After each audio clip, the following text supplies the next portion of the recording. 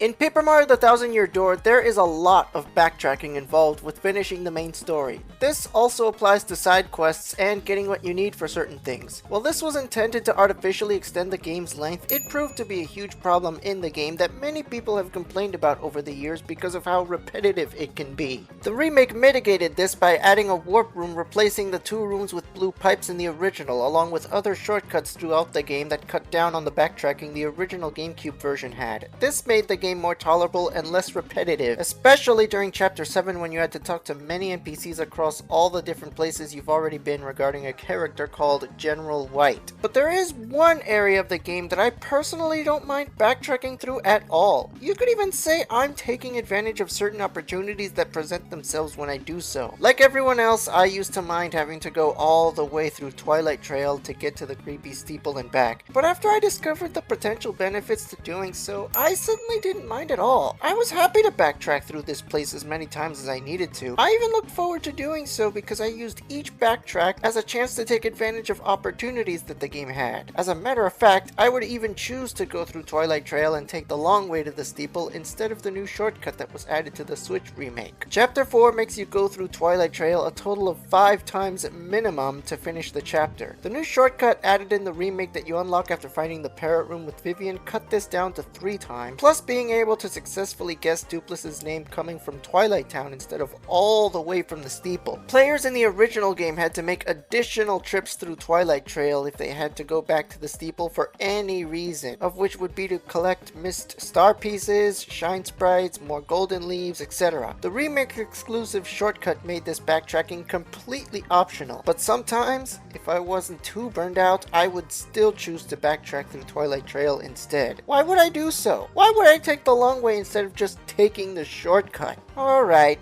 Now, the most obvious reason anyone would willingly go through Twilight Trail is for the opportunity to encounter an Amazy Daisy, a rare enemy that runs away easily and has a lot of health and attack power. Beating this elusive enemy grants a lot of star points, which means faster and easier level ups. One strategy I always use is using the Sleepy Stomp badge to put the Amazy Daisy to sleep long enough for me to beat it. This strategy is much easier in the remake since there's no chance of accidentally waking up a sleeping target too early with your attacks. If Sleepy Stomp didn't work, I'd run away and try again until I beat it. For most people, this isn't enough. For some, the possibility and opportunity of an Amazy Daisy encounter just doesn't justify the lengthy amount of backtracking you have to do. But that's okay! Twilight Trail does have other opportunities that I like to exploit, hence why I enjoy having to go through it when I can. The first enemies you encounter on the trail are the 3 types of Hyper Goombas, an enemy that can charge up a strong attack that the game recommends trying to avoid however you can. These enemies have a small chance to hold or drop additional Last Stand badges. As a Danger Mario strategist myself, I jump at the chance to get additional Last Stand badges. When stacked, these badges divide the damage from enemies by 1 plus the number of badges equipped, rounded up when the respective character's HP is 5 or less. 7 Last Stands is enough to reduce even the charged attack of a Hyper Goomba or Paragoomba's attack down to 1, and 8 if it's a spiked Hyper Goomba.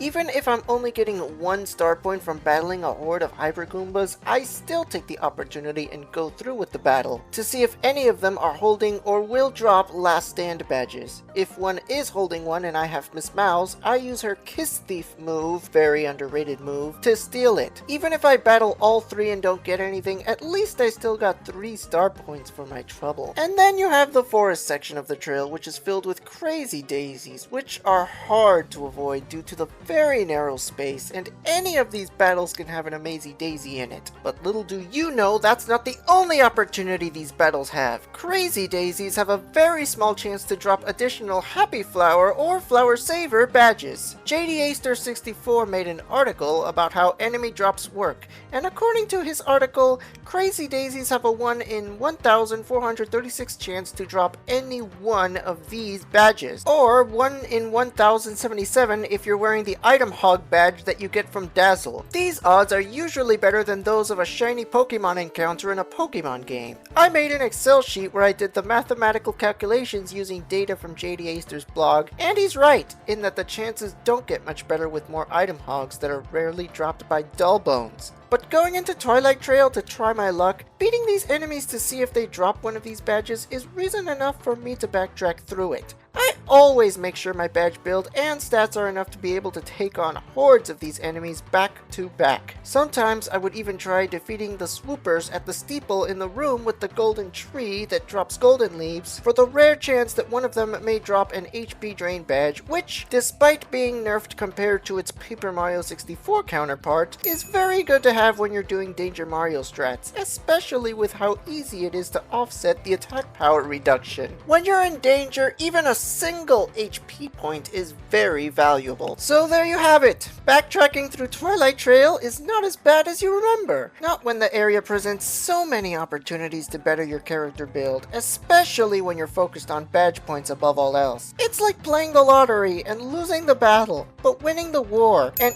each trip through the trail is one lottery ticket to try to win something, and the time and resources you spend each trip are what you spend for each lottery ticket. Each chance to win a new badge or more star points. Even if you disagree with everything I mentioned in the video justifying the repetitiveness of the backtracking you have to do, I hope watching this at least gave you something to think about. Let me know in the comments below what you think about all this. Don't forget to like and subscribe for more, and happy gaming!